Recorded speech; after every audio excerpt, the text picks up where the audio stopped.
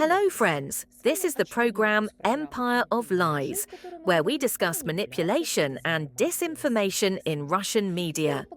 Europe as a weakling, a new episode of Russian psychological warfare. Russian television increasingly turns Europe not just into a political opponent, but into a caricature of weakness. In Skabeeva's latest episode, which discusses sanctions, Hungary, and Germany's military policy, one simple idea lurks behind the veneer of analysis. Europe is afraid, and Russia is acting.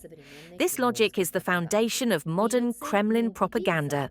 Its goal is not to convince the West, but to explain to Russian viewers why the war continues and why any compromise is impossible.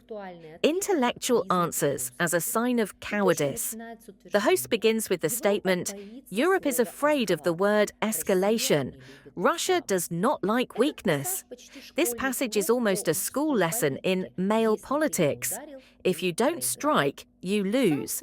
Sanctions, diplomacy, negotiations, all are declared not to be manifestations of reason, but symptoms of cowardice.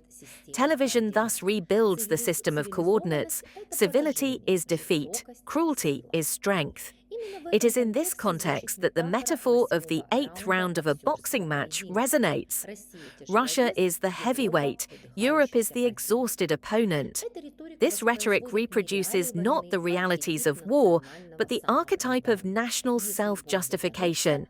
If the fight drags on, it means Russia is attriting itself.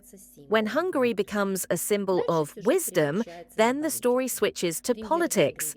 Hungarian Prime Minister Viktor Orbán is presented as the only reasonable European who doesn't want to start a war and defends peace. In reality, Orbán is simply blocking the EU's anti-Putin initiatives.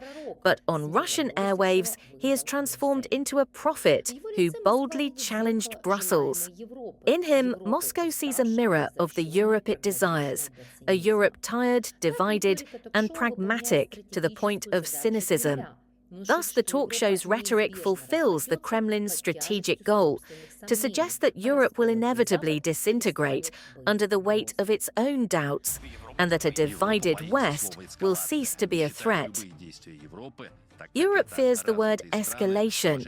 They believe that any European action, as developed countries that respect the law and their values, will be an escalation. I believe the opposite.